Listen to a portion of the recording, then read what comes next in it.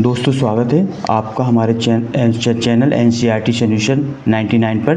दोस्तों आज कुछ महत्वपूर्ण प्रश्नों के बारे में हम लोग अध्ययन करेंगे जो आपकी आगामी परीक्षा के लिए बहुत ही उपयोगी साबित होंगे। तो बच्चों आज हम हाई सेकेंडरी परीक्षा वर्ष 2024 मई जून में जो परीक्षा आयोजित की गई थी, विषय रसायन शास्त्र का पेपर है बच्चों। इसके कुछ महत्वपूर्ण प्रश्नों को हल करेंगे बच्चों। पार्ट 1 में हमने प्रश्न क्रमांक 1 से लेकर प्रश्न क्रमांक 5 तक के प्रश्नों का हल किया था। आज बच्चों हम प्रश्न क्रमांक 6 से लेकर के प्रश्न क्रमांक 10 तक के प्रश्नों को हल करेंगे। तो बच्चों प्रश्न क्रमांक 6 में प्रश्न दिया है कि संक्रमण धातुएं और इनके यौगिक अच्छे उत्प्रेरक होते हैं। तो बच्चों संक्रमण धातु और उनके यौगिक अच्छे उत्प्रेरक होते हैं। ये सब संक्रमण धातु बच्चों डी ब्लॉक के तत्व कहलाते हैं। इसका आंसर दिया बच्चों, जो संक्रमण धातु होती हैं, ये संक्रमण धातुएं जो हैं इनका आकार छोटा होता है। इसका उत्तर बच्चों, इनका आकार छोटे आकार व अधिक प्रभावी नाभिकीय आवेश के कारण इनमें मध्यवर्ती जटिल यौगिक को बनाने की प्रवृत्ति अधिक होती है, जिससे कि संक्रमण धातुएं अच्छे उत्प्रेरक होती हैं। तो बच्चों इनका आकार कैसा होता है, छोटा होता है, और इनके भी जो नाभिकीय आवेश होता है वो अधिक होने के कारण ये इनमें मध्यवर्ती यौगिक या जटिल यौगिक बनाने की प्रवृत्ति अधिक होती है। इसलिए संक्रमण धातुएं अच्छे उत्प्रेरक की तरह कार्य करते हैं। बच्चों उत्प्रेरक वो होते हैं जो किसी रासायनिक अभिक्रिया में भाग तो नहीं लेते, परंतु अभिक्रिया के वेग को कम या अधिक कर देते हैं। इन्हें बच्चों कैटालिस्ट कहा जाता है। प्रश्न क्रमांक इसके बाद नेक्स्ट क्वेश्चन है बच्चों, प्रश्न क्रमांक संक्रमण धातुओं व इनके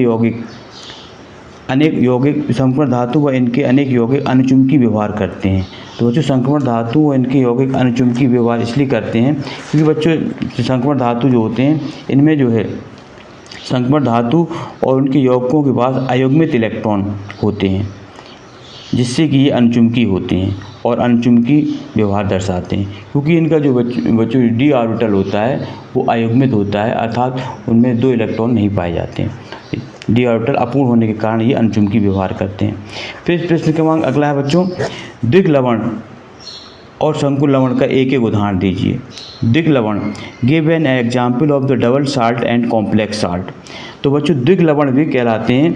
द्विग लवण जो होते हैं बच्चों, ये योगशील यौगिक होते हैं जो कि जली विलयन में अपने संगठन आयनों में टूट जाते हैं।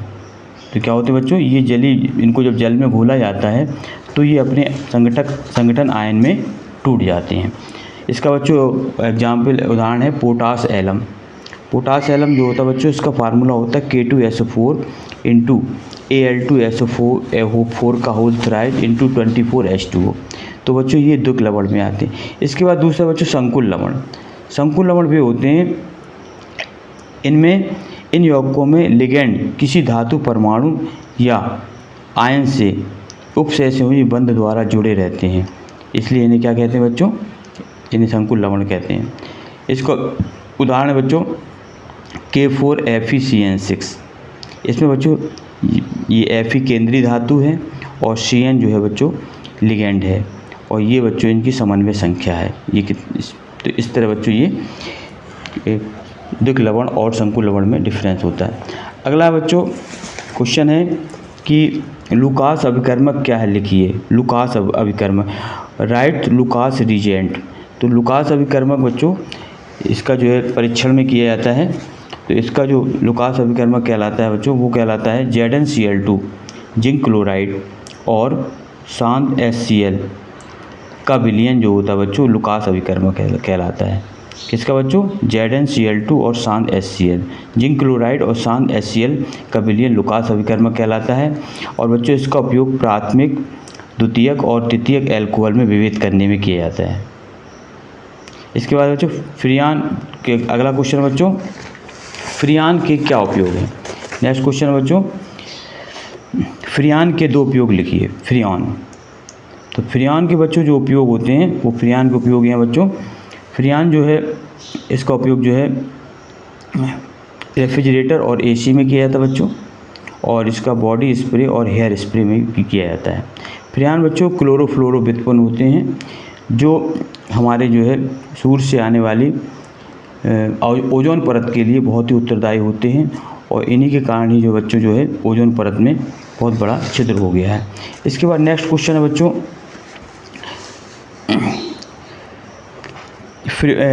एथिलेमीन जल में विलेय है। एथिलेमीन क्या है बच्चों? जल में विलेय है, जबकि एनिलीन नहीं। तो बच्चों एथिलेमीन जल में विलेय होता है जबकि एनिलीन नहीं। तो इसका कारण जो होता है बच्चों, जो एथिलेमीन जो होता है वो उसमें जो है अंतराण्विक, एथिलेमीन में जो अंतराण्विक हाइड्रोजन बंध के कारण एथिलेमीन जल में विलेय होता है। इसमें बच्चों अंतराण्विक हाइड्रोजन बंध होता है जिसके कारण ये जल में विलेय होता है। जबकि एनिलीन में हाइड्रोजन बंध बनाने की प्रवृत्ति नहीं होती है। किसमें बच्चों? एनिलीन में हाइड्रोजन बनाने की प्रवृत्ति नहीं होती है, अतः एथिलेमीन जल में विलेय है जबकि एनिलीन नहीं होता है।